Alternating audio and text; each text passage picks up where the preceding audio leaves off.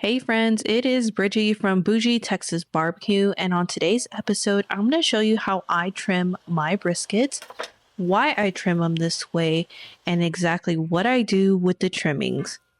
Let me rephrase that. I'm going to show you what I did this time with the brisket trimmings. Let's do it.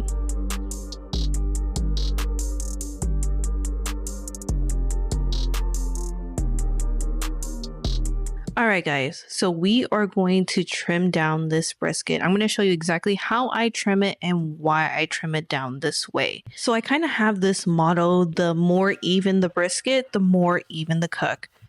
So we know that the point of the brisket is obviously larger than the flat. And getting your point up to temperature is the main reason why smokers will overcook their flat and it's dry and it's chewy and nobody likes that.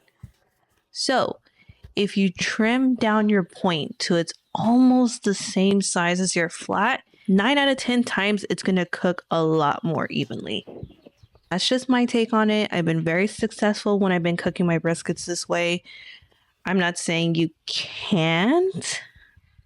I'm not saying you can't cook a full-size brisket untrimmed and it won't come out good. It's just going to take a lot more patience and probably a lot slower cook. But that's just my outlook on it. And I have the same rule when it comes to the flat, because sometimes the flat is thicker on one end and a lot more thinner on the other end. Now let's talk about brisket fat. Brisket fat expands when you're cooking it. So I leave little to like barely anything on my brisket. I want to say about like half an inch, because honestly, a lot of this fat is not going to render down and you're just biting into unrendered thick brisket fat, which tastes disgusting. Nobody wants that. But I know someone's going to say something, the fat protects the brisket, which they are correct. The fat does protect the brisket, but you know what else can protect a brisket? A water pan, a heat deflector.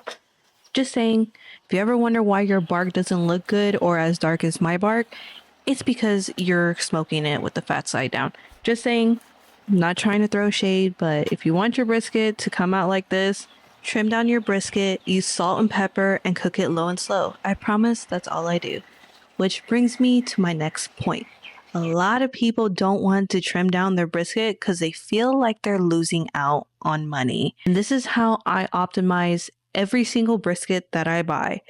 I separate the meat from the fat and I turn the beef fat into beef tallow. And if you go out of your way to buy beef tallow already, you're spending about $10 to $20 just to buy it when you can just make it yourself. And it's a lot more healthier. You can save it, freeze it, use it for frying oil. You can literally stop buying oil and just fry your stuff in beef tallow.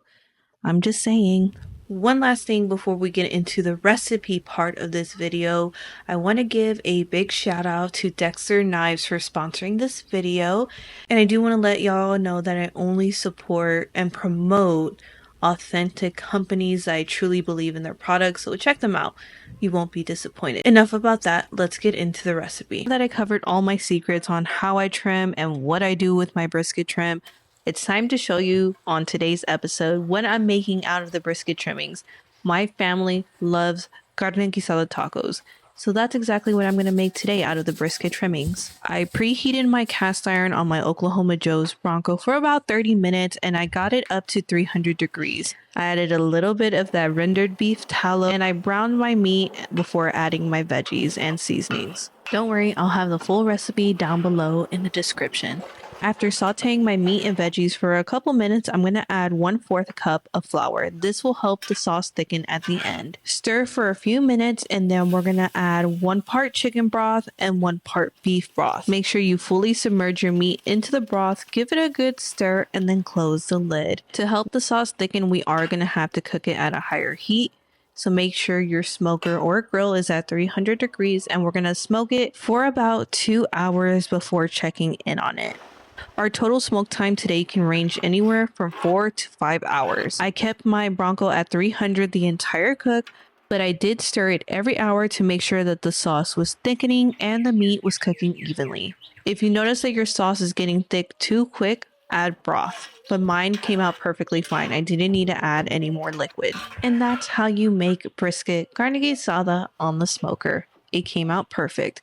Now, before serving, I do recommend at least letting this brisket rest for about 30 minutes. I know at this point it probably smells delicious and you just want to smash them, but just let it rest for at least 20 minutes before serving. Alright guys, that pretty much wraps up this video. Don't forget to check out the full recipe down below in the description.